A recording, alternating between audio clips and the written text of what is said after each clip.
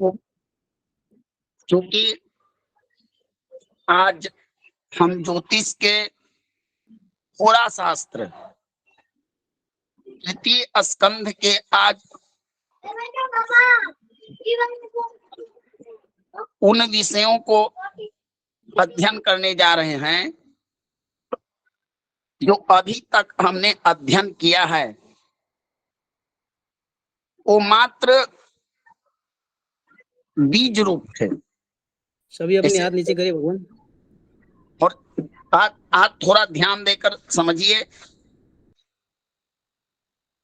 ये जो प्रकरण है निश्चित आपको 50% ज्योतिष की जानकारी और ज्योतिष आप समझना,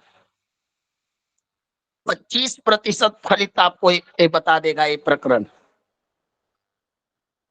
जिस तरह से आप लोगों के लिए कई शास्त्रों के प्रमाण संग्रह और उनके निचोड़ों को लाया गया है, आप लोगों को श्रवण कीजिए, अध्ययन कीजिए और आपको ज्योतिष एकदम सरल ढंग से समझ में आएगा।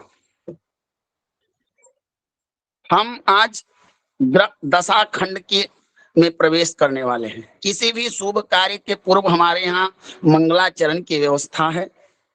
तो सर्वप्रथम मंगलाचरण, उसके बाद हम पाठ्यक्रम को बढ़ाएंगे।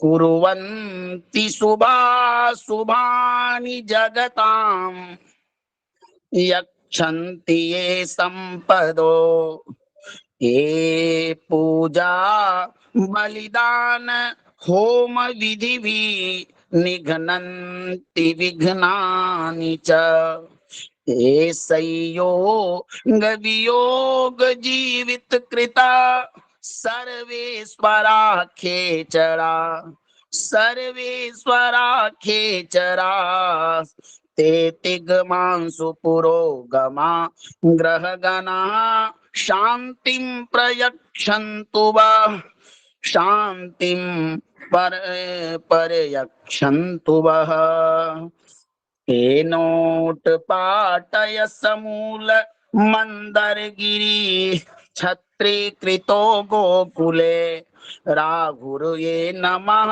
बलि शूर्रिपो कार्यार्ध शीर्षे कृता कृत्वा त्रीणि पदानि एन वसुधां बद्धो बलिर्लीलया सात्वं पातु युगे युगे युगपतिस्तैर्लोक्यनाथो हरि त्रैलोक्यनाथो हरि शुंडामंडल संप्रसार करणै मौलिस्थलांदोलनै नेत्रो उन्मीलन मोलनैरविरल श्रीकर्णतालक्रमै दानाली ध्वनि ध्वनि तै विलास चरितै रूपात्वनो उद्गर्जितै जातानंदवर करीन्द्र वदनो न श्रेयसे कल्पताम न श्रेयसे कल्पिताम। इन श्लोकों में इनका भावार्थ यही है कि भगवान विष्णु शुभाशुभ प्रभाव देने वाले ग्रहों को, माता सरस्वती को एवं जिन्होंने जड़ सहित मंदरगिरी को उखाड़ कर गोकुल की छत्र की तरह धारण किया, ऐसे देवताओं के शत्रुओं को नाश करने वाले भगवान कृष्ण एवं अर्ध शरीर वाला राहु को जिसने बनाया, जिसने 3 पग में पृथ्वी को धारण कर लिया, ऐसे भगवान विष्णु को हम स्मरण करते हैं, उनसे प्रार्थना करते हैं कि ज्योतिष शास्त्र में आने वाले विघ्नों से हमारी रक्षा कीजिए। फिर गणेश जी का स्मरण। अब हम कक्षा में प्रवेश करते हैं। जैसे कि आप लोगों ने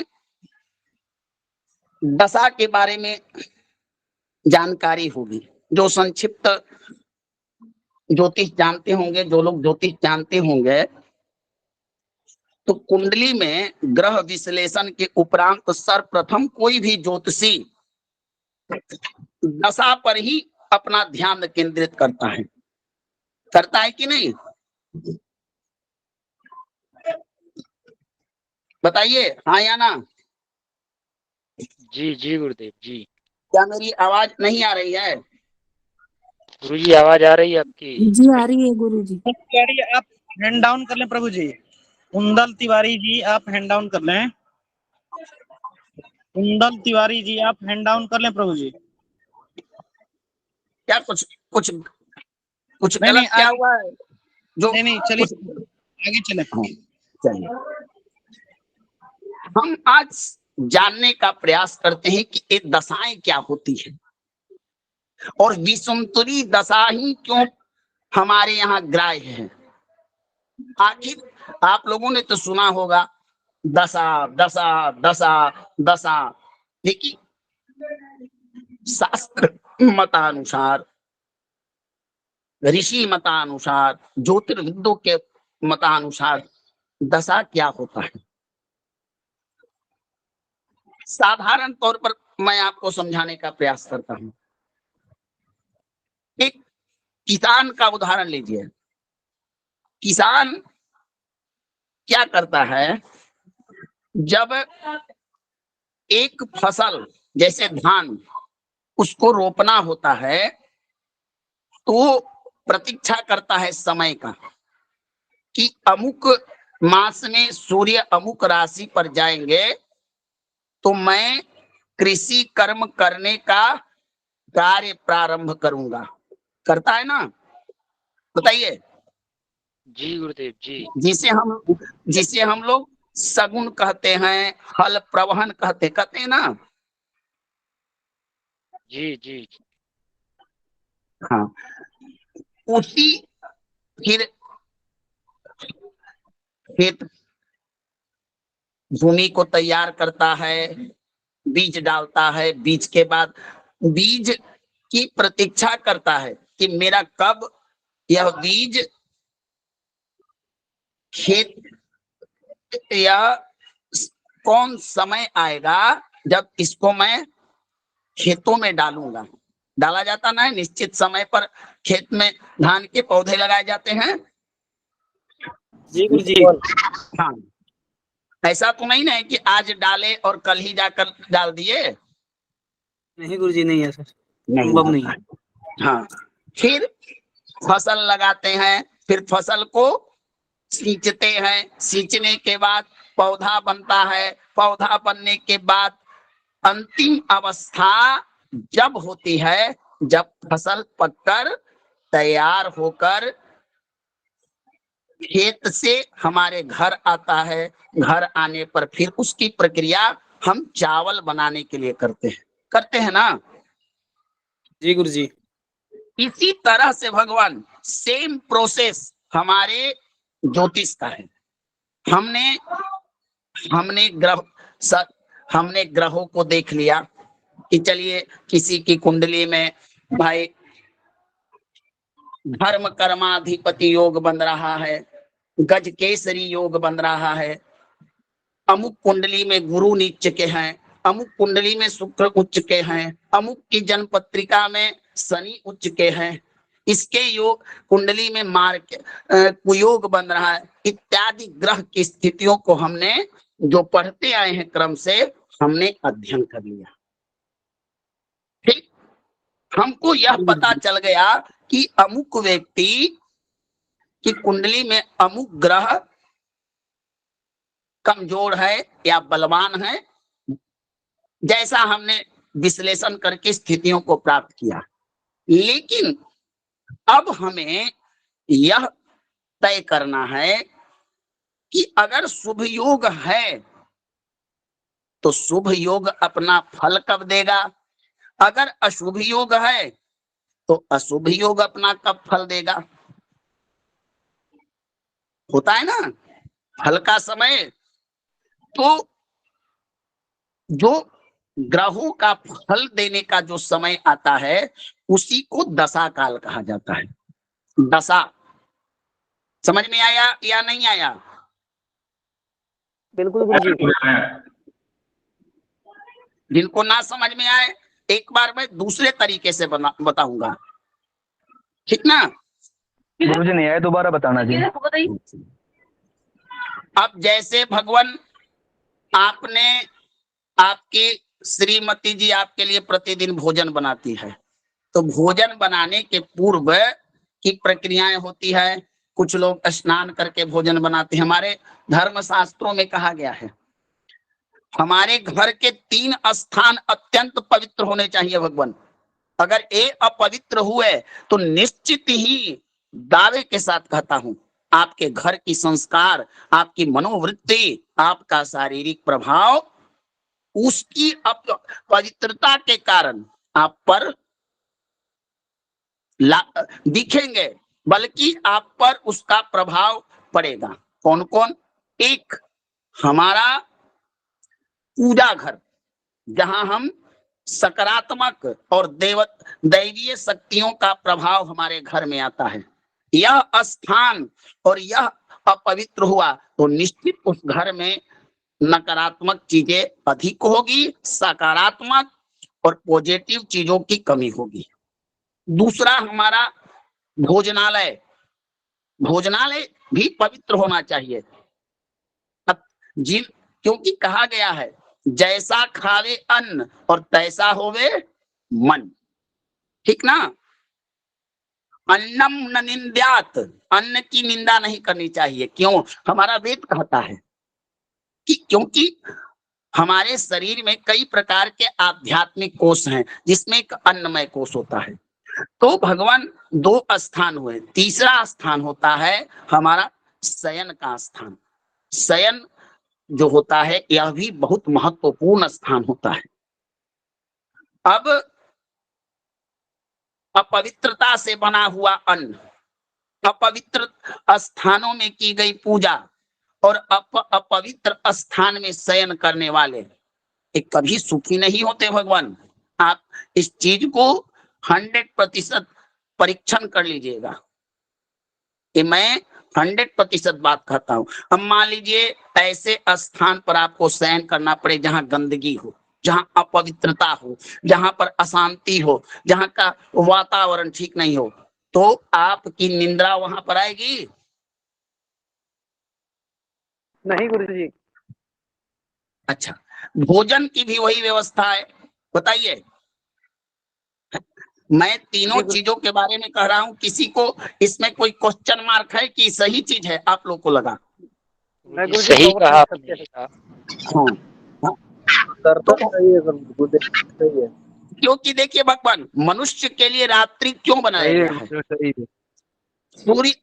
सूर्यास्त के बाद शयन मनुष्य के, हमारा शरीर भी एक कंप्यूटर की तरह यंत्रवत है। भ्राम यंत्र रूढ़ाणी, भगवान ने गीता में कहा है हम भी यंत्रमय हैं। जैसे हम आज टेक्नोलॉजी के माध्यम से रोबोट बनाते हैं, हम भी रोबोट हैं। हमको भी किसी ने रचना किया है, हमारे शरीर में भी वही पाठ पूजाएं हैं। अगर हमारा लंग्स खराब हो जाए तो देखिए हमारा खराब हो जाए, हमारा अगर किडनी खराब हो जाए, हमारा हार्ट खराब हो जाए, तो हमारे अंदर में भी टेक्निकल चीजें लगी हुई हैं। अब जिस तरह से हम अपने मशीन को, कोई भी मशीन होता है, कोई भी, उसको जिस प्रकार से मेंटेनेंस करते हैं, इस शरीर को भी मेंटेनेंस करना पड़ता है। और मेंटेनेंस के लिए इसको 3 चीजें अति आवश्यक है। एक, शांति के लिए ईश्वर की शरणागति, शांति के लिए या आध्यात्म का मार्ग। दूसरा, एक पवित्र भोजन, पवित्र भोजन से मन में हमारे संस्कार पवित्र होंगे और पवित्र विचार आएंगे। जब पवित्र विचार आएंगे तो आपका कार्य भी पवित्रता से होगा। और एक शयन की व्यवस्था, जितना पवित्रता आपके पूजा रूम में उतना ही शयन कक्ष की भी मर्यादा होती है। जिन लोगों का 12वां स्थान जन्म कुंडली का पीड़ित होता है, निश्चित उनके शयन रूम में कोई ना कोई गड़बड़ी होती है। वास्तु और ज्योतिष के आधार पर कह रहा हूं, या तो क्योंकि 12वां स्थान हमारा बेड रूम का होता है, तो ये सब चीजें तो ज्योतिष की हैं। तो उसी प्रकार भगवान ये जो दशाएं होती हैं हमारे जीवन की, यही बताती हैं कि कौन सा योग हमें कब प्राप्त होगा। अब तो समझ में आ गया ना राजेश जी? राजेश जी प्रत्युत्तर दे गुरु जी। जय गुरु जी, जय गुरु जी। जिस प्रकार प्रतिदिन हमारी गृहिणियां भोजन की तैयारी करती हैं और तैयारी होने के बाद जाकर किचन में पवित्रता से भोजन निर्माण करती हैं, और जब हम भोजन निर्माण कर उस भोजन का स्वाद ग्रहण कर जब यह कहते हैं कि आज का तो प्रसाद बहुत सुंदर बना है, बोलते ना है जी गुरु जी। वही सफलता होती है बनाने वाले की, और उस भोजन की महत्ता होती है। उसी प्रकार अभी तक आपने तैयारियां किया, राशि स्वभाव, ग्रह आकलन, योग आकलन, ग्रहों का बल, लेकिन अब निश्चित समय को जानना है, और वो बताता है हमारी दशाएं। अब किसी को डाउट नहीं होना चाहिए। तो दशा क्या है? दशा की परिभाषा यह हुई कि ग्रहों का वह समय जो फल देने वाला हो। हर ग्रह का अपनी दशा होती है, हर ग्रह की अपनी दशा होती है, और दशा में ही ग्रह का फल प्राप्त होता है। अब मान लीजिए कि किसी की कुंडली में राजयोग बन रहा है, तो ये राजयोग का फल कब मिलेगा? कब मिलेगा? एक समय होना चाहिए ना, कब मिलेगा? जी गुरु जी, उस ग्रह की दशांतर दशा में मिलेगा गुरु जी। तो पहले दशा, फिर अंतर दशा, तब प्राण दशा, तब सूक्ष्मांतर दशा, तब योगनी दशा। इस प्रकार से कई प्रकार की दशाएं हैं। तो आइए हम लोग दशा को समझते हैं, प्रयास करते हैं। अथातः संप्रवक्ष्यामि दशा भेदाननीकस। अथातः संप्रवक्ष्यामि दशा भेदान दशा भेदान अनेकसः विशुंतरी दशा चुप्ता षोडशोत्तरी तथैव च। महर्षि पराशर ऋषि ने बताया 96 प्रकार की दशाएं होती हैं। 42 प्रकार की 5 का दशाओं का भी भगवान ऐसा नहीं है कि विशुंतरी ही दशा एक होती है। प्राचीन काल में, पूर्व काल में जब ज्योतिष बना था तो कई प्रकार की दशाएं थी, जिसमें द्वादशोत्तरी दशा, द्वादशोत्तरिका गेया तथैवाष्टोत्तरी तथा पंचोत्तरी दशा, तद्वत् दशा सत्समास्मृता। अनेक प्रकार की दशाएं थी। ऋषियों में बैठक हुआ, 12 मिहिर इत्यादि ज्योतिषियों के पहले भी हमारे शास्त्रों में पराशर के अनुसार 96 प्रकार की दशाएं थी। उन दशाओं का भी संज्ञा था। स्थिर दशा, उत्तर दशा, केंद्रादि दशा, त्रिकोणादि दशा, लग्नादि दशा, मारकादि दशा, हर प्रकार से दशाओं को श्रेणी दे दिया गया था। पिंड दशा, नैसर्गिक दशा, अनेक प्रकार की दशाएं थी। हुआ यह कि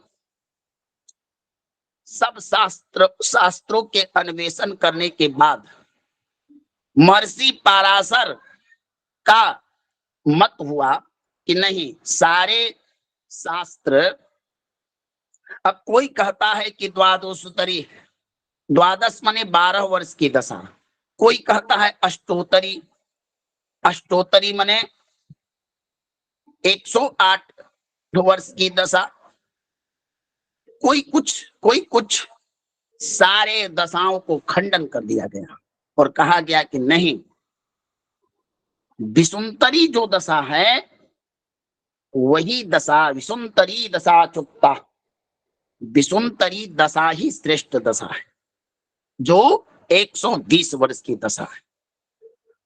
अब समझिए कि हमारे ऋषियों रिसर्च करता रह के सिद्धांत के अनुसार इन दशाओं के प्रति जब महर्षि पराशर ने स्वयं उनको लगा कि ये सब दशाएं उतने कारगर नहीं हैं, इनको नेग्लेक्ट कर दिया जाए, हाँ जानकारी दे दूंगा, उन्होंने कहा कि जानकारी दे दूंगा लेकिन इनका प्रभाव नहीं के बराबर है। तो उन्होंने अपने पूरा शास्त्र में इस चीज को डाल दिया कि भाई तुम जान लो कि कितने प्रकार की दशाएं होती है और दशाओं का नाम क्या है, लेकिन श्रेष्ठ दशा जो होती है वो विसुंतरी दशा ही होती है। समझ में आ रहा है ना? जी गुरुदेव, जी देखिए, गुरुदेव। आज आपको मैं समझा देता हूं ताकि कल से मन में ये प्रश्न ना आए कि गुरुजी दशा क्या होता है, कैसे क्या होता है। मैं एकदम सरलतम ढंग से बताऊंगा। तो विसुंतरी दशा को ही श्रेष्ठ माना गया। वर्तमान में हमारे पास जितने ज्योतिष के ग्रंथ हैं, आप जिनका नाम जान सकते हैं या जिनको आपके पास उपलब्ध हो, उन सारे ग्रंथों को एक जगह रखिए और वर्तमान में 2 ही ग्रंथ जो हैं वो दशा पद्धति के लिए, दशा फल के लिए श्रेष्ठ माने जाते हैं। एक लघु पाराशरी और एक होरा शास्त्रम। इसी मत को बड़े बड़े आधुनिक ज्योतिषी भी विसुंतरी दशा को ही श्रेष्ठ मानते हैं, क्योंकि विसुंतरी दशा एक इसका पीछे और होता है कि कुछ ज्योतिषी जैसे दक्षिण भारत वाले लोग अष्टोत्तरी का भी फलित करते हैं, लेकिन महत्ता विसुंतरी को ही देते हैं। क्यों? कारण है, अब किसी ने कहा कि पंचोत्तरी दशा कि 5 वर्ष में दशाएं बदल जाए, नेग्लेक्ट किया गया। किसी ने कहा कि 16 वर्ष में, 17 वर्ष में, 18 वर्ष में ऐसे ऐसे दशाओं को लोगों ने बनाया। ऋषियों ने देखा कि तो बहुत है, इस मनुष्य की आयु तक पूरे ग्रहों की दशा होनी चाहिए। सब आकलन करने के बाद हमारी 120 वर्ष की जो निर्धारित आयु है वो विसुंतरी दशा पर जाकर पूर्ण हो जाती है। होती है कि नहीं? जी गुरुदेव, जी जी गुरुदेव। मनुष्य की आयु 100 वर्ष तक बताई गई है और कल मैंने आयु प्रकरण में आपको बताया भी था कि 120 वर्ष जीने वाले लोग बहुत कम आपको प्राप्त होते हैं। जैसे आम आयु वाले बहुत लोग मिलते हैं, तो 120 वर्ष वाले बहुत कम लोग होते हैं जो 120 के आगे जाते हैं। क्या इस बात से इस कक्षा में उपस्थित लोग सहमत हैं कि ऐसा भी होता है कि प्रायः लोग होते हैं जो 120 वर्ष जीते हैं? जी गुरुदेव। नहीं गुरुदेव, कोई जी गुरुदेव। कोई जीते। मेरा प्रश्न आप लोगों से है कि यहाँ बुजुर्ग भी हैं, युवा भी हैं, बहुत लोग हैं।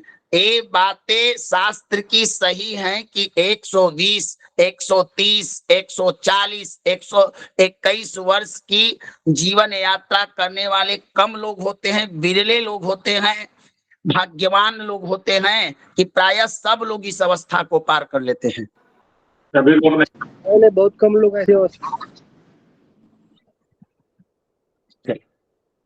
तो 120 वर्ष की अवस्थाएं विसुंतरी दशा में प्राप्त होती है। तो विसुंतरी दशा को ही श्रेष्ठ दशा के रूप में कहा गया। अब विसुंतरी दशा जो है वो जगत विख्यात हो गया। आज चाहे आप टेक्नोलॉजी के माध्यम से कुंडली का फलित करें, चाहे आप हस्तलिखित से करें, चाहे आप कोई भी प्रक्रिया करें, लेकिन आपको पढ़ना विषुंतरी दशा ही है, क्योंकि यह फलीभूत दशा है, इसका अध्ययन किया गया। समझिए कि ऋषियों ने मंथन किया तपोबल के द्वारा। आपको पराशर संहिता में ऋषियों ने मंथन किया दशा के लिए कि भाई इतनी सारी दशाएं हैं, तो मनुष्य तो हमेशा समझिए कि दशा बदलते रहेगा तो जीवनचर्या कैसे चल पाएगी।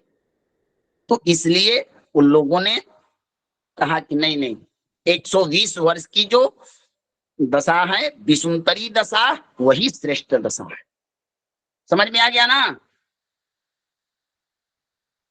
जी गुरुजी। जी गुरुदेव। इस बात को एकदम आप लोग रट मान लीजिएगा कि अभी भी वर्तमान में जितने ज्योतिषी हैं, जिन जिन लोग का नाम लीजिएगा, दो ही दशा भारत के हमारे देश से लेकर वर्तमान में संसार में दो ही दशाएं प्रचलित है, एक विषुंतरी और कुछ लोग अष्टोत्तरी को मानते हैं, जबकि अपना अपना सिद्धांत है, लेकिन उनका भी आधार होता है विषुंतरी।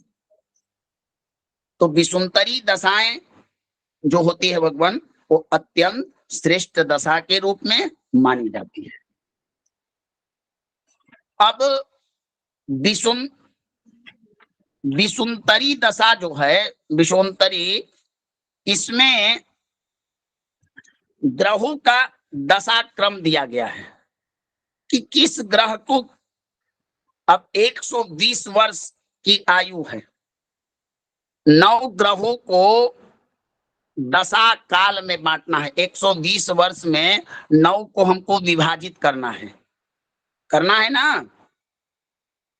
बोलिए। जी गुरुजी। 120 वर्ष में 9 को विभाजित करना है।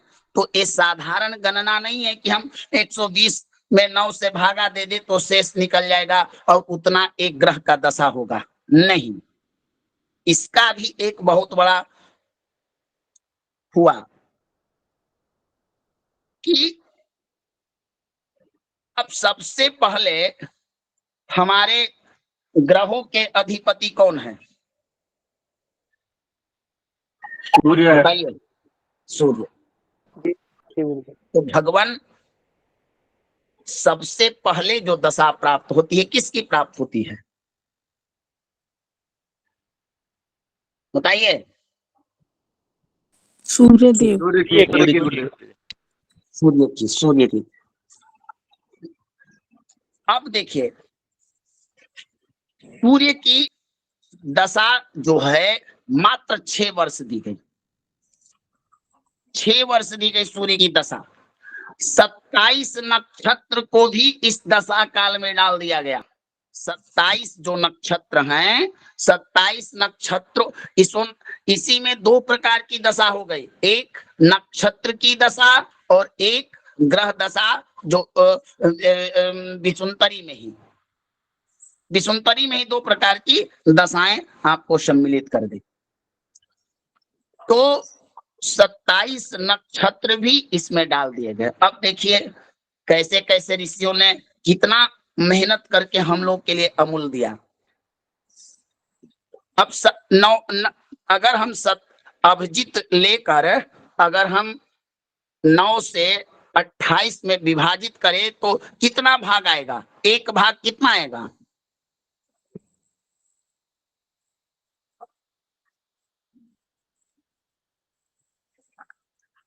अगर 27 को हम 9 से विभाजित करें तो 3 आएगा ना भगवान? अच्छा, हम 3 जो हुए उसमें प्रारंभ हमारी जो प्रथम दशा प्राप्त होती है सूर्य की, और सूर्य का दशा काल होता है मात्र 6 वर्ष। इसको लिखना होगा तो भी लिख लीजिए, लेकिन आज चर्चा करूंगा, कल विधिवत आपको मैं इन चीजों का सारांश समझाऊंगा। अब इसी प्रकार से क्रम बन गया, इसी प्रकार से क्रम बन गया। कैसे क्रम बना? कि सूर्य, चंद्रमा, मंगल, राजा, रानी, मंत्री और उसके बाद राहु को प्राप्त हुआ। राहु के बाद गुरु की दशा, गुरु के बाद शनि, बुध, केतु और अंत में शुक्र। शुक्र को अंत में क्यों दिया गया, इसका भी कारण है। नवग्रहों में सर्वाधिक दशा काल का स्वामी दो ग्रह हैं, एक शुक्र और एक शनि। शुक्र की दशा होती है 20 वर्ष की और शनि की दशा होती है 19 और उसके पीछे राहु। तो दो पापक ग्रहों की दशा अवधि दी गई और एक शुभ ग्रहों की दशा दी गई 20 वर्ष। ठीक ना? अब वर्तमान की चल रही है दशा। जी जी, करे वर्तमान में राहु की दशा चल रही इस समय, अंतर्दशा। नहीं नहीं, ऐसे नहीं होगा भगवान। किसकी कुंडली में राहु की अंतर्दशा चलेगी ये सब बताने की आवश्यकता नहीं है। आप लोग देखकर लोगों को बताइएगा, पहले जड़ समझिए कि होता क्या है। कल कोई आपसे पूछ दे कि दशाएं क्या होती है, तब आप क्या प्रश्न दीजिएगा? दशा साधन तो आपने पढ़ लिया भयात भभोग के द्वारा निकाल कर, लेकिन इसको समझिए, ये समझना जरूरी है अरुण जी। और इस समझ को दशा स्वरूप कहते हैं। आगन्यादितार पतयो रविश्चंद्र भौम सर्पा मरेड शनि चंद्रज केतु शुक्रा तेने नटः शनिजया चतुधान्य सौम्य स्थाने नखा निगदिता शरदस्तु तेषाम। शास्त्राकार कहते हैं कि दशा रूप है। जिस प्रकार अपने काल भगवान का एक स्वरूप बनाया था कि उनका मेघ राशि सिर हुआ तो एक हाथ हुआ, तो इसी प्रकार दशा काल का भी एक रूप बनता है, जिसमें सूर्य ऊपर होते हैं, चंद्रमा, मंगल, राहु, बृहस्पति, शनि, बुध, केतु, शुक्र। इस प्रकार से दशाएं चलती है। अब भगवान ये दशाएं हमको बताएंगी, यही दशाएं हमको बताएंगी कि हमारी कुंडली में वर्तमान समय कैसा चल रहा है। अगर हमारे पास बुरा समय चल रहा है तो क्यों चल रहा है?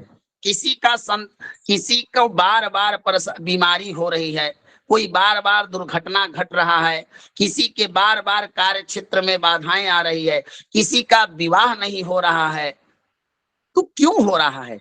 हम दशा से पकड़ सकते हैं, हमको दशा पढ़नी पड़ेगी। अच्छा, अमुक व्यक्ति का भाग्य कब उदय होगा, देखना पड़ेगा कि कब वह दशा प्राप्त होगी, कब वह समय आएगा जब इसको लाभ मिलेगा। फिर हम दशा के अंतर्गत ये पढ़ेंगे कि अष्टमेश की दशा में क्या लाभ मिलेगा, हानि क्या होगी। षष्ठेश की दशा आएगी तो जातक ऋणी होगा, शत्रु परेशान करेंगे, रोग होगा। द्वादशेश की दशा आएगी तो व्यक्ति पर क्या प्रभाव होगा, गुरु की दशा कैसा होगा, राहु, शनि, केतु, सूर्य, मंगल, इनकी दशाएं में जातक पर क्या प्रभाव पड़ेगा, ये चीजें हमको बताती है दशाएं। ठीक है ना? जी गुरु जी। जी गुरुदेव। समझ में आ रहा है ना? जी जी जी गुरुजी। लेकिन अब मन में एक प्रश्न आया कि आप लोगों से कोई पूछ सकता है कि अच्छा गुरुजी ये बताइए कि आपने तो कह दिया, चलिए मैं ये मान सकता हूं कि कोई व्यक्ति, ये बताइए कि क्या तो कोई व्यक्ति पर शुक्र की अशुभ दशा चलेगी तो 20 वर्ष तक कोई का आप कह दीजिएगा कि बुरा समय चलेगा। भाई प्रश्न भी अच्छा है, प्रश्न भी अच्छा है। हाँ, ये कोई नहीं कह सकता कि लगातार 20 वर्ष तक किसी की परिस्थिति एकदम खराब ही रहेगी। किसी की कुंडली में शुक्र कमजोर हो जाए, भाई उनकी दशा आएगी तो निश्चित है कि अशुभता का फल देंगे ना। बताइए, अब मान लीजिए कोई घोड़ा रेस में दौड़ रहा है और घोड़े को पैर में दर्द हो जाए या किसी कारण से पैर में मोच हो जाए, तो क्या वो घोड़ा दौड़ पाएगा? नहीं गुरु जी। नहीं दौड़ पाएगा। जी नहीं और अब कोई पंडित जी वेद पढ़े ना हो, पुस्तक पढ़े ना हो, चले कर्मकांड में यज्ञ कराने और कोई विद्वान मिल जाए, तो क्या उनसे शास्त्रार्थ कर सकते हैं? नहीं गुरु। नहीं। उसी प्रकार तब ऋषियों ने कहा चिंता ना करो, माम चिंताम कुरु, माम चिंताम करो, माम मने नहीं, चिंता मत करो। तब उन्होंने बताया, पराशर जी ने बताया, सुनो, इस 6 वर्ष की दशा के अंतर्गत ग्रहों की 6 वर्ष में ग्रहों की अंतर दशाएं आएंगी। अंतर दशाएं हमको बताएंगी कि उतार चढ़ाव होगा कि नहीं। अभी आपने अंतर दशा के बारे में बताया। अब मान लीजिए कि शुक्र की दशा खराब है, लेकिन शुक्र में बलवान गुरु की दशा चलावे, तो गुरु का आपके कुंडली में जब गुरु मजबूत होंगे तो शुक्र की अंतर दशा में गुरु का फल एकदम अच्छा ही मिलेगा। समझ में आया? जी गुरुदेव। ऐसे समझिए, मान लीजिए शुक्र आपको खराब फल दे रहे हैं, लेकिन अगर आपकी कुंडली में चंद्रमा मजबूत हो जाए, तो चंद्रमा जब जब जिस जिस ग्रह की अंतर्दशा में आएंगे उनका समय देने का फल, प्रभाव देने का फल तो आपके लिए शुभ फल देंगे। समझ में आया? जी जी गुरुदेव जी। जी गुरुदेव जी। जी गुरुदेव। अब 20 वर्ष में ग्रहों की 9 ग्रहों की अंतर्दशाएं बीतनी है, 6 वर्ष में, 18 वर्ष में, 19 वर्ष में, इसी को हम अंतर्दशा कहते हैं। अब इन्हीं अंतर्दशाओं का समय दशा के अनुसार होता है। अब मान लीजिए कि 6 वर्ष है, तो आप उसको गणना कीजिएगा, तो सूर्य पंचांग में दिए भी रहता है दशा चार्ट। अब सूर्य में सूर्य की दशा कितने महीने चली, फिर उसके बाद किसकी चली, किसके चली, ये निकल जाता है। इसे ही हम लोग भुक्त तो निकाल लेते हैं, भोग्य दशा निकालते हैं कि किस जन्म के समय में कितना भोगा और कितना भोगना है, तो यही बताता है हमारी अंतर्दशा। ठीक ना? और फल कथन में दशा की अपेक्षा दशाएं तो हमको ये बताती हैं, शुक्र की दशा चल रही है, शुक्र कमजोर है, तो जातक को निश्चित है कि शुक्र संबंधित चीजों से परेशानी होगी, दाम्पत्य जीवन में खराबी होगी, किडनी वगैरह, व्यापार वगैरह, वाहन सुख, भौतिक सुखों में कमी होगी। लेकिन अगर किसी बलवान ग्रह की अंतर्दशाएं आएगी तो इन चीजों को आपका प्रभाव कमेगा और उसका प्रभाव आपको प्राप्त होगा। अब समझ में आ गया? जी गुरु जी। जी गुरु जी। अब इसी की सूक्ष्मता बताती है प्रत्यंतर, अब इसी की सूक्ष्मता बताती है प्राण दशा। तो जितना हम नजदीक जाएंगे तो हम अगर इसमें गोता लगाएंगे, अंतःकरण जाएंगे, तो हम यह बता देंगे कि कल अरुण जी ने क्या खाया था। अरुण जी अगले रविवार को बीमार पड़ सकते हैं, सावधान।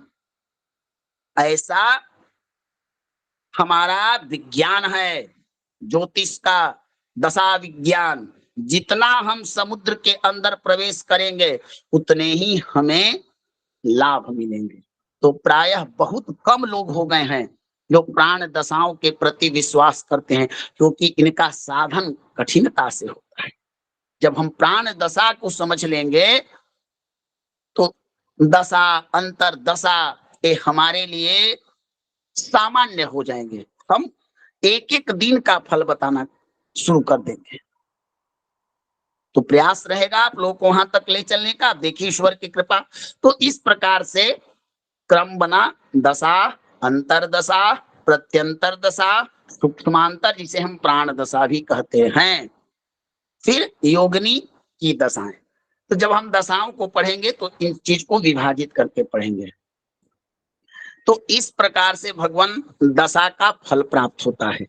अब मान लीजिए किसी की कुंडली में लग्नेश की दशा आई, तो आप कहेंगे कि भाई लग्नेश की दशा आई, इस जातक के साथ शुभता होनी चाहिए।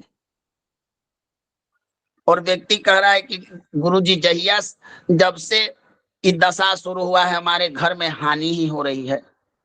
तो हमको यह भी देखना होता है, वही पूर्व निर्धारित से ध्यान, ग्रहों की स्थिति, ग्रहों का बल, ग्रहों की युति, ये सब चीज आकलन करके ही हम दशा को पकड़ सकते हैं। राहु की दशा आई, राहु की दशा में परेशानी होता है, तो ये सब चीजों को आकलन आपको यहाँ करना पड़ेगा। दूसरा, ज्योतिष करने वाले को एक चीज पर विशेष ध्यान देना चाहिए। मान लीजिए कि मीन लगन की कुंडली है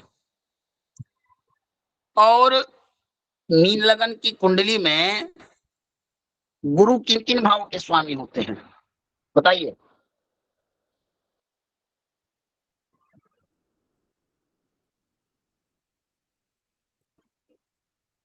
लग्नेश और सप्तमेश। सप्तमेश, सप्तमेश कंफर्म होके बताइए भगवान। मीन लगन की मीन लगन की कुंडली में, मीन लगन की कुंडली है, एकदम कंफर्म है। दशम भाव गुरुदेव, जी। दशम भाव के होंगे। केंद्र भाव के केंद्र, दशम और लगन। पंचम और नवम दशम भाव और लग्नेश दशम भाव के होंगे। वह कौन सा लग्न है जिसमें गुरु षष्ठेश होते हो?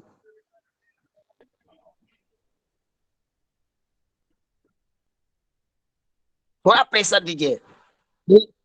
कर लगन। कर्क कर्क लगन। देखिए, अब देखिए, आप लोग को एक सूत्र ध्यान देना है।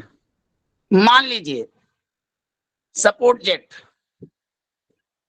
हमने देखा, हमने क्या, या ज्योतिष के बड़े बड़े विद्वानों ने एक बात को निर्धारित कर दिया है सर्वमान्य बहुमत से, इसमें किसी भी प्रकार के किंतु परंतु अस्ति नास्ति शब्द नहीं है। क्या?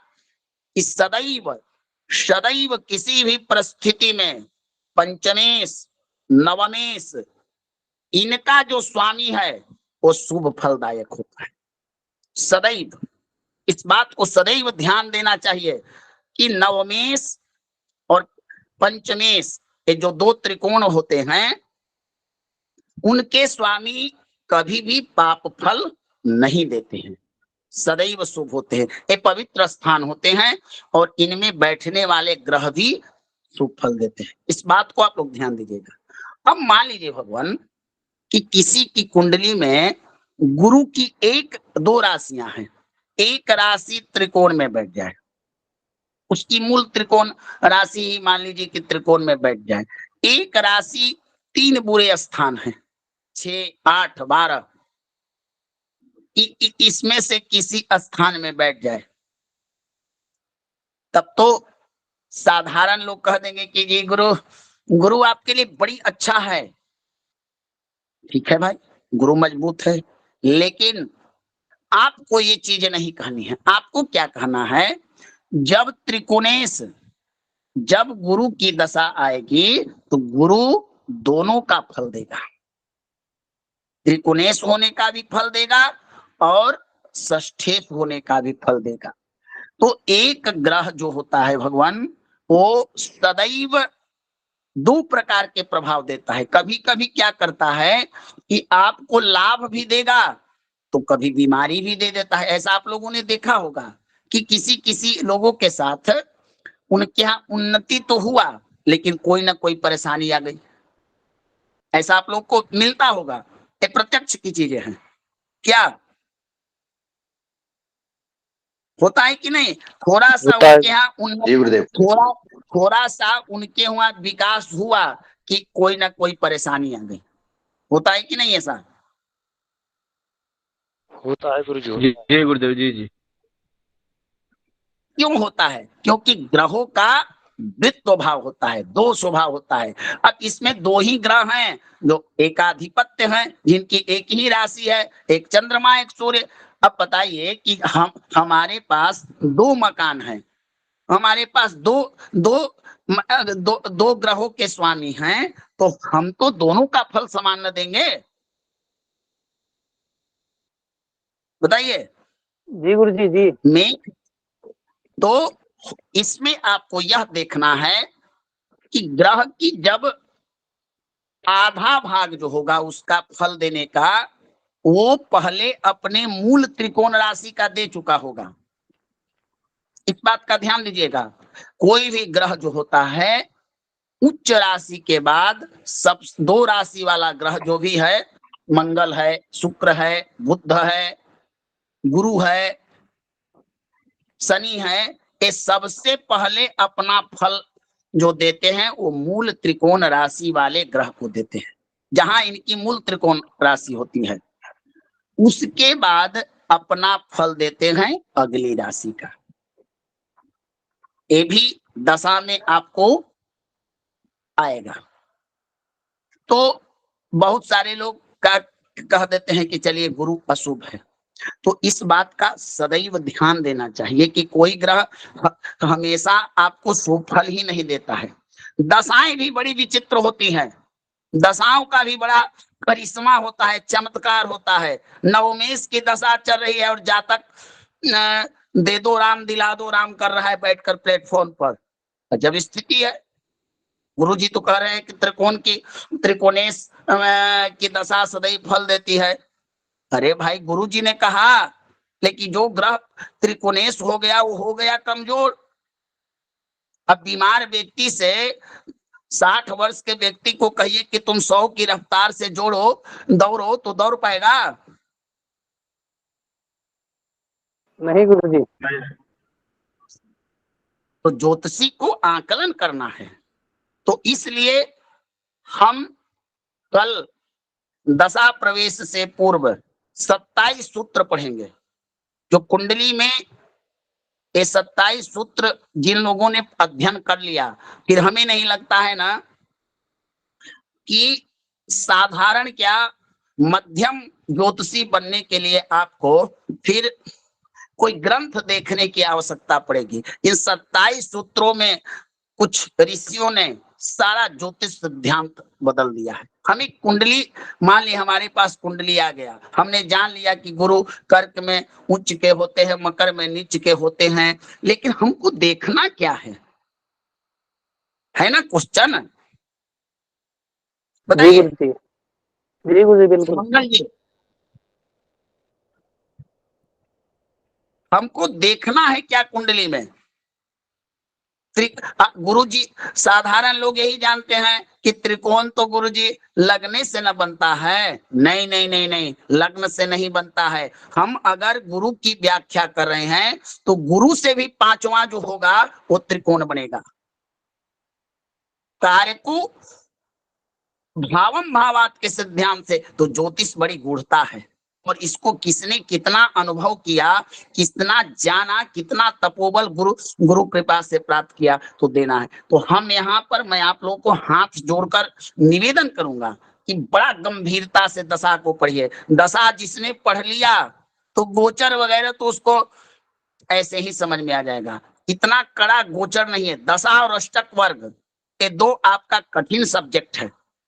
इसको जिसने समझ लिया, घटनाओं का क्रम और घटना के फलित कहने में उसकी योग्यता हो जाएगी।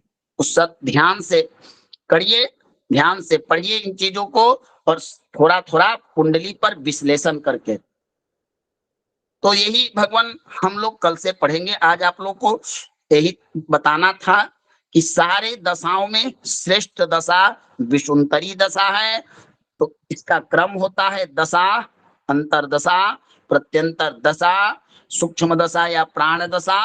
यही इतना हम लोग को पढ़ना है। और इतना पर ही आप फलित करने में सक्षम हो जाइएगा। किन्हीं का कोई प्रश्न हो, कोई जिज्ञासा हो तो पूछ सकते हैं।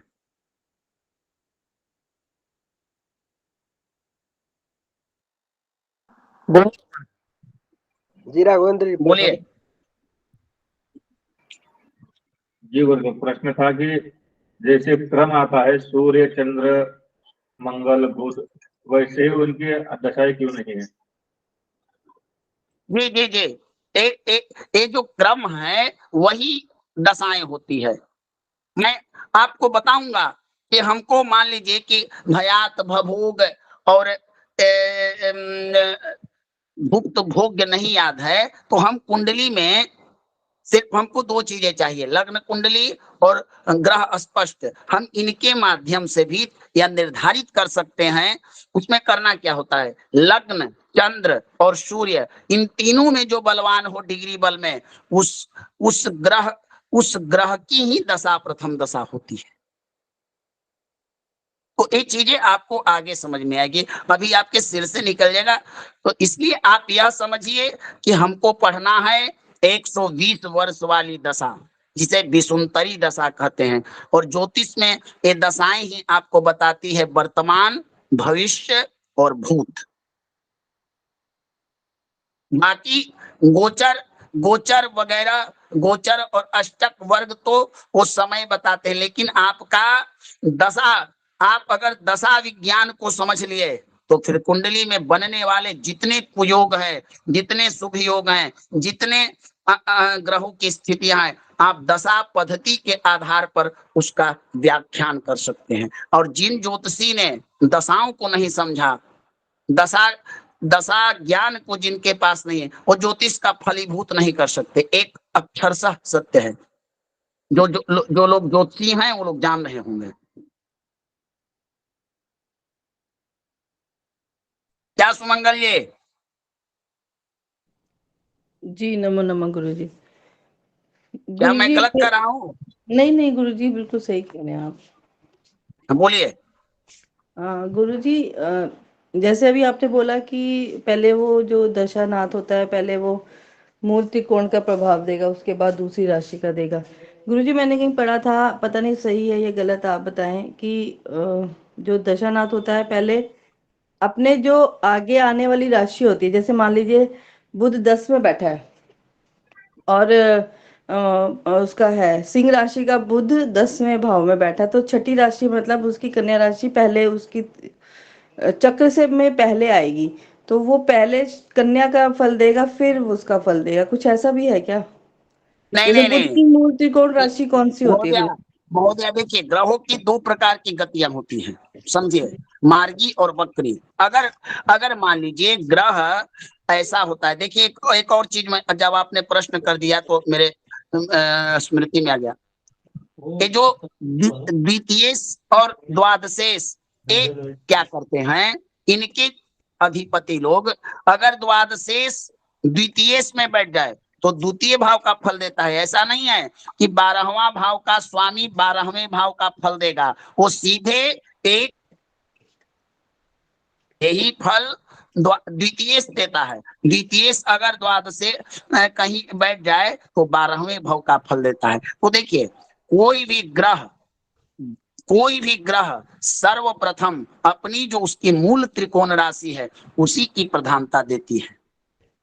आपने पढ़ा होगा, मैं नहीं कह रहा हूं कि बातें गलत है, लेकिन मैं भी जो कह रहा हूं शास्त्रोक्त बातें कर रहा हूं। कोई भी ग्रह आपको इसका मैं प्रमाण दे दूंगा आपको, अपनी मूल त्रिकोण राशि की प्रधानता देती है। ठीक है गुरुजी। गुरुजी बुध की मूल त्रिकोण किसको मानेंगे, वो तीसरा मिथुन को या कन्या को? कालपुरुष कुंडली में तीसरा भाव। ये तो मैं तो बता चुका हूँ कि मूल त्रिकोण राशि कौन है। नहीं, बाकी तो सबकी पता है मुझे, मैं बुध की भूल गई। अब बताइए कि बुध क्रमानुसार उसको मिथुन में उच्च होना चाहिए और कन्या में जाकर उच्च होता है। जी होता है ना? जी जी जी, तो उच्च छठे राशि का पहले देगा, उच्च का देगा ना। मूल त्रिकोण राशि भी उसकी वही है ना। अच्छा गुरुजी, मुझे नहीं पता था, छठे राशि में ही देगा, छठा राशि उच्च का मूल त्रिकोण उसी को मानेंगे, कन्या को। ठीक है। देखिए आप लोगों को मैं ऐसा कर दूंगा कि प्रश्न करने लायक नहीं है। कल से थोड़ा हमको समय दीजिए, मैं एक एक चीज लिखा देता हूं। सिद्धांत जिसे हम कहते हैं फलित सूत्रम, ये सूत्र आप लोग जान जाइए।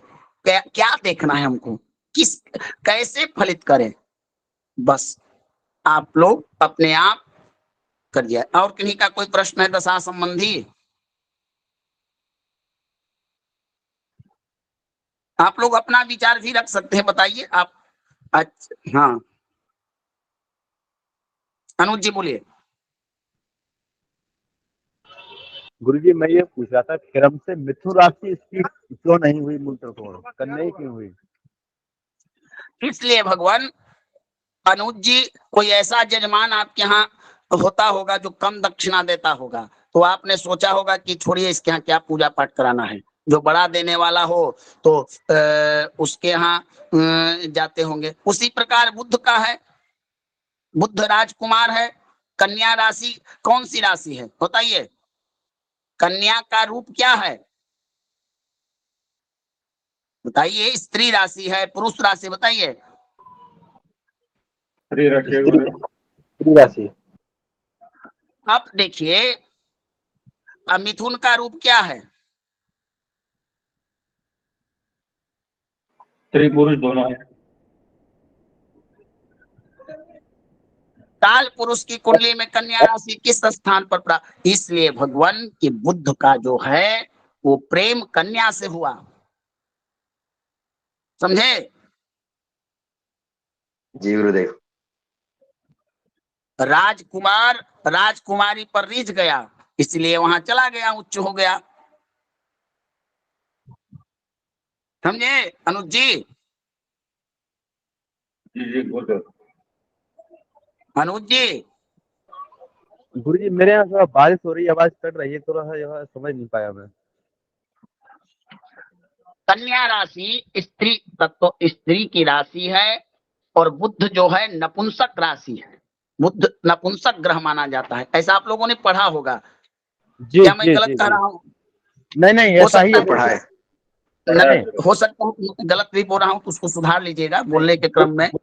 बुद्ध शनि को दोनों नपुंसक माना गया है। हाँ, तो कन्या स्त्री की राशि है, तो एक कारण ये बताया गया। दूसरा कारण ये है कि कन्या राशि वाले जो कन्या राशि बुद्ध की सबसे फेवरेट राशि मानी जाती है। उस राशि में जाकर देखिए, वहां पर भौतिक सुख प्राप्त होता है, सांसारिक सुख प्राप्ति होती है। कन्या राशि में होती है कि नहीं, आप बताइए? कन्या राशि में हमें बताइए। हाँ, अब देखिए आप, जो वासना का कारक ग्रह है शुक्र, जो वासना का कारक ग्रह, स्त्री कारक ग्रह है, वहां जाकर नीचता को प्राप्त करता है। शुक्र की नीच राशि कन्या कन्या कन्या कन्या कन्या राशि है।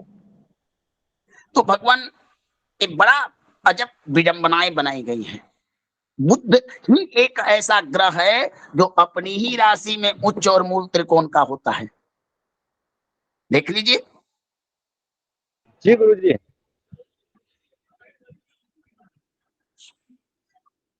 क्योंकि राजा का पुत्र है तो राजवंशों का एक प्रभाव होता है, जो भी करेंगे घर में ही करेंगे। मिथुन राशि उसकी उपेक्षित राशि ये उसकी मिथुन राशि जो है वो उसकी उपेक्षित हुई। भगवान मिथुन आपका परिश्रम है। अब आपका बालक परिश्रम करना चाहेगा, काल पुरुष की कुंडली में तृतीय स्थान परिश्रम का स्थान आता है। जी जी जी। अब आप युवराज को कह रहे हैं परिश्रम, अब राजकुमार से आप खेती करवाइएगा, शोभा देगा? ना गुरुजी समझ गया मैं। चलिए, तो मैं आप लोग को इसी पर एक थोड़ा सा, आप लोग एक बार क्या हुआ कि वेद व्यास ऋषि जी ने गणेश जी को पकड़ लिया। शंकर जी के पास चले गए और भागवत की रचना होनी थी। पहले ब्रह्मा से नारद जी ने सुन लिया, व्यास जी इतने बड़े विद्वान और शोककुल हो गए थे। अब चले गए नारद जी, जाकर वहां पर उनके मन में जिज्ञासा जगा दी कि का पुराण और वेद ये सब लिख दिए कि संसार के लोग पगला गए हैं। सब लोग खाली धर्म कर्म स्वर्ग नरक गरुड़ पुराण के अनुसार यही जानते हैं, कुछ और जानवे नहीं करते हैं, कहीं अमृत ये नहीं है। तो उन्होंने कहा कि क्या करना चाहिए आप बताइए। तो उन्होंने कहा कि कुछ ऐसा रचना कीजिए कि जिससे संसार के लोग पी पी के अमर हो जाएं। तो कहे कि क्या कीजिए। उन्होंने कहा कि भगवत नाम का, भगवान के चरित्र को लिखिए। अभी तक आपने 18 पुराण लिखे, उसमें है कि पाप करने वाला नरक जाएगा, पुण्य करने वाला स्वर्ग जाएगा, ज्यादा यज्ञ करेगा तो अश्वमेध यज्ञ करेगा तो इंद्र बनेगा। हई दान कीजिए, पृथ्वी दान कीजिए, जल दान कीजिए, अमुक दान कीजिए, दान कीजिए तो कहिए मत, भिया देयम श्रद्धा देयम। इस प्रकार से आपने प्रपंच बना दिया है ना। तो आप कुछ ऐसा लिखिए। अब व्यास जी को जिज्ञासा जगी, व्यास जी चले गए शिव जी के पास। शिव जी से पूछे कि पहले उन्होंने कहा कि मैं जो मांगूंगा दीजिएगा। अब सोचे कि व्यास जी ऐसे वेद, व्यासो साक्षात नारायण, भगवान के अवतार माने गए हैं वेद व्यास जी, भाई आए हैं तो कोई जरूर सृष्टि के कल्याण के लिए ही कुछ आए होंगे। उन्होंने कह दिया तो कहे कि हमको गणेश जी के दे दीजिए। और गणेश जी खेल रहे थे। अब गणेश जी पड़े कि कहाँ 60-70 वर्ष के बूढ़ा और कहाँ हम अभी नौजवान, आई बूढ़ा के साथ एक युवा क्या करेगा, समझे। अब उन्होंने गणेश जी को पकड़ कर ले गए। अब शंकर जी पर बड़ा गणेश जी क्रोधित हुए कि का ये अपने तो समाधि में रहबे करते हैं, हमारा भी खेलने कूदने का उम्र है, बूढ़ा के पीछे लगा दिए। अभी बूढ़ा हमसे काका करवाएगा ये पते नहीं है। अब गणेश जी कहे कि रास्ता में कहे कि देखिए हम चल तो रहे हैं आपके साथ है, लेकिन जहां उठपटांग कुछ गलती की है तो हम फरार हो जाएंगे यहाँ से। अब हुआ कि भाई वेद व्यास जी कहे कि ठीक है, इसको रोकना सबसे पहले। जो चर राशि के होता ना है भगवान, उसको देखिएगा, चर राशि वाले को रोकना बड़ा जरूरी होता है।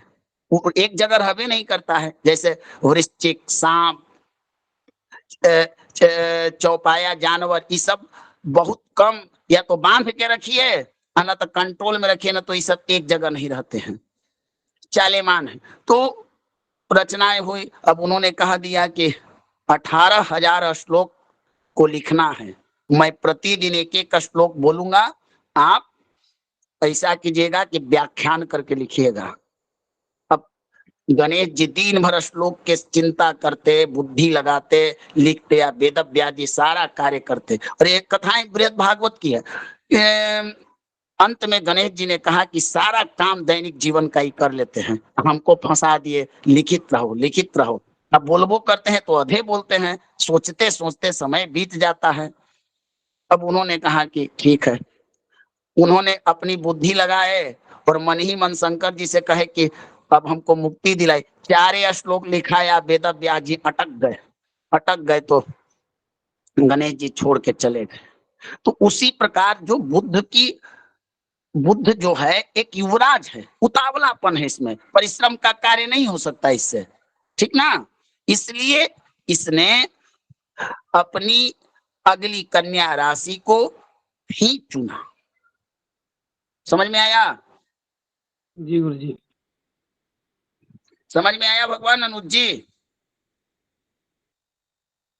जी गुरु जी, अच्छे समझ में आ गया, क्योंकि वो युवराज है, युवराज अभी मैच करेगा और राशि का स्थान तीसरा पराक्रम है, ये भी देखना है। तो उससे लगता है कि नहीं, वो तो युवराज है और फिर इधर मिथुन राशि उसकी जो है स्त्री और तो दोनों है, और कन्या जो कन्या स्त्री है और तो कन्या की तरफ ही आखिर तो हो गया वो तो जाकर के। चलिए तो कक्षा को समापन करते हैं। आज आपकी कक्षाएं थोड़ी चर्चा में चल गए, इसके लिए क्षमा चाहता हूं, ऐसा करना जरूरी था। कोटि कोटि प्रणाम गुरुदेव। नहीं गुरु जी, तो आपने बहुत कुछ समझाया गुरु जी, बहुत बाह्य ज्ञान भी मिला है गुरु जी, बहुत अच्छी कक्षा रही। कैसे आपकी कक्षाएं। नमो नमः गुरुदेव।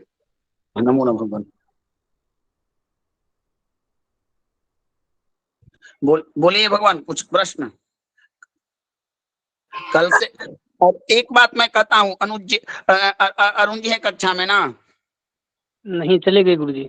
अच्छा, एक बात देखिए भगवान, अब इस प्रकरण को जो लोग छोड़ेंगे वो ज्योतिष के लिए भटकेंगे, क्योंकि जो मैंने बहुत सारे ग्रंथों का सार तत्व आप लोग के लिए लाए हैं, तो कक्षाओं को जो लोग न करेंगे उनको पश्चाताप होगा। क्योंकि देखिए, आप YouTube देख लीजिए, वगैरह वगैरह सारा देख लीजिए। देखिए, हम लोगों ने मेहनत किया है कि क्या क्या चीजें वर्तमान में फलित होगी।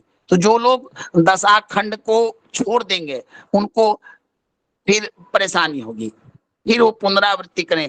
अगर इस दशाखंड को पढ़ लें तो पिछला प्रकरण इसमें ही हम लोगों ने डाल दिया है, तो इसलिए इसको पढ़िए। दूसरा बात है, किसी ने यह अफवाह उड़ा दिया है कि हम लोगों ने मैं व्यक्तिगत कक्षा में किसी से पैसा मांगकर पढ़ाता हूं। तो देखिए, मैंने कभी आप लोगों से ऐसा किसी से पर्सनली हमारी बात भी नहीं होती है। किसी ने अफवाह उड़ा दी है तो क्षमा चाहता हूं, ऐसा अफवाहों पर न पड़े। हम लोगों ने निःशुल्क चलाने का जो प्रयास किया है वो चलता रहेगा। ज्योतिष के आपको मैं पूरी चीज बताऊंगा। एक मिनट मनोरंजन जी। हाँ नवीन जी। देखिए, कक्षा में पैसा इसीलिए मांगा जाता है ताकि आप लोगों को ये जो चीजें की रिकॉर्डिंग हो रही है ना, रिकॉर्डिंग बंद कर दीजिए पहले प्रभु जी, पहले रिकॉर्डिंग इसको बंद कर दीजिए। ये राहुल गुरुजी कर सकते हैं, हमारे पास तो है नहीं सुविधा। गुरुजी कैसे होगा? रिकॉर्डिंग बंद करना चाहिए, फिर चर्चा करते हैं।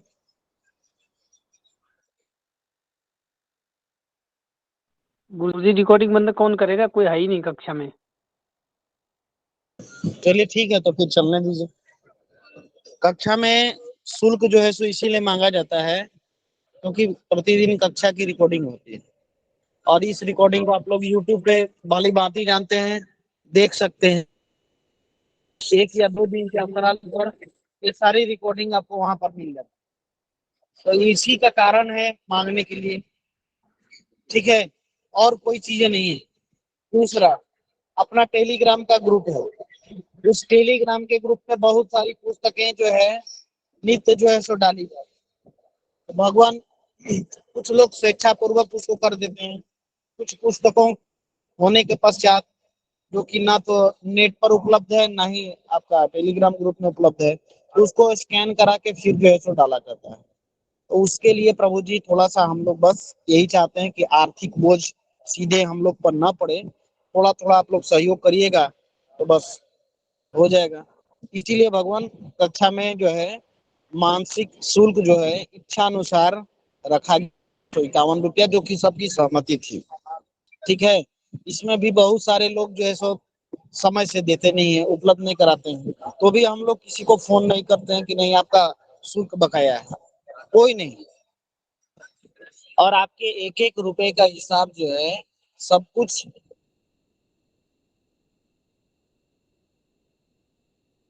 मीटिंग के अंतर्गत डाला जाता है। जनवरी में कितना इनकम हुआ, फरवरी का कितना इनकम हुआ, सब कुछ डाला हुआ है, ठीक है। दूसरा, आप लोगों को सर्टिफिकेट निर्गत करने के लिए संस्थान को रजिस्टर्ड करा जा रहा है, तो इसके लिए भी भगवान आर्थिक थोड़ा सा वो करता है। तो थोड़ा थोड़ा करके ही हम लोग जो है सहयोग कर रहे हैं आपसे, जो कि आपके बहुत रूप से देखेंगे तो बहुत ज्यादा है, ठीक है। और हम किसी को यह नहीं कहते कि आप सक्षम नहीं हैं फिर भी आप दीजिए, ऐसा किसी को नहीं बोला जाए। आप सक्षम है तो दीजिए, नहीं सक्षम है आप पढ़िए। किसी को ऐसा बोला गया क्या कि आनंद जी आप जो है कक्षा में शुल्क अदा नहीं किए हैं, आपको पढ़ने नहीं दिया जाएगा? बोलिए। नहीं गुरुजी, कितना लोगों ने इसमें अभी तक शुल्क दिया है? गुरुजी आधे से ज्यादा शुल्क नहीं दिया, तब भी आपने नहीं बोला। ये चीज तो अफवाह तो है ही है, झूठ बोल रहे। पहली बात रही कि हम जो है दे भी रहे, 500 रुपए दे भी रहे, तो गुरुजी इतने सारे पढ़ा रहे हैं, इनको कहाँ से इतने में हो जाएगा क्या सबका पैसा? ये तो अफवाह ही है गुरुजी, इसमें क्या हो रहा है? बस तो वही चीज है प्रभु जी, अगर इसमें भी आप लोगों की अरुचि है तो भगवान कोई दिक्कत नहीं, कोई समस्या नहीं है हमें, ठीक है ना गुरुजी? हमें कोई समस्या नहीं गुरुजी। हमसे तो अगर बोलेंगे तो हम जो है शुल्क देने के लिए कितना बोलेंगे, उसके लिए ये तो पढ़ाई मिल रही, ज्ञान मिल रहा है गुरुजी। पैसा क्या चीज है इसमें? लोग 6,000 रुपए देके पढ़ रहे हैं गुरुजी, 6,000 रुपए करके पढ़ रहे हैं दूसरे कक्षा में मेरे ही दोस्त लोग। हाँ बिल्कुल बता रहे हैं प्रभु जी, न्यूनतम रखा गया है, इसीलिए आप लोग और सबकी सहमति से रखा गया, वरिष्ठ जन जो है, जो युवा लोग हैं, उन सबके लिए, ठीक है। न्यूनतम रखा गया कि 100 151 रुपए, उसमें भी कुछ लोग ही नियमित है, 10 5 जो भी है, सभी लोग नियमित भी नहीं, और सबका विवरण जो है सो बीच बीच में डाला जाता है, ठीक है ना। तो आप लोग इसको देख सकते हैं, ग्रुप में आप जी सभी गुरुजी। जुड़े हुए हैं। भगवान, ये जो जी गुरुजी। अफवाहें लोग फैला रहे हैं, आप लोग फैलाइए, कोई दिक्कत नहीं, कोई समस्या नहीं है। हमारे बस हमारा यही कहना है कि हमारा जो सिस्टम है, उस सिस्टम से यदि आप चलेंगे तो आइए, आपका स्वागत है, ठीक है। अपना उचित हेलो। स्थान लीजिए, गुरुजी ज्ञान आपकी लीजिए, आपकी आप आवाज अपना जो है आवाज सो कार्य करिए। हमारे सिस्टम के अंतर्गत नहीं चलना गुरुजी। है, जी गुरुजी आवाज हमारी कट रही है आपकी रूपरेखा से नहीं गुरुजी, थोड़ा चलना सा है, समय भी तो ज्यादा हो गया। भगवान आप स्वतंत्र हैं, पढ़ने के लिए भी, पढ़ाने के लिए भी, बिल्कुल, गुरुजी। ठीक है। बात बाकी आप लोग की इच्छा। चलिए, आज की कक्षा यहीं पर समाप्त करते हैं, बाद में चर्चाएं होंगी, ठीक है। देवेंद्र ठीक जी। है। ओम पूर्णमिदं पूर्णात् पूर्णमुदच्यते पूर्णस्य पूर्णमादाय पूर्णमेवावशिष्यते। ओम शांति शांति शांति। प्रणाम गुरुजी, सर्वे नमो नमः। नमो नमः गुरुदेव।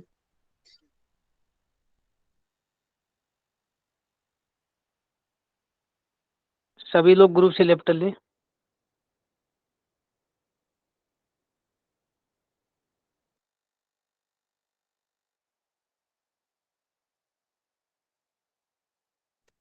नमो नमः भगवान, नमो नमः।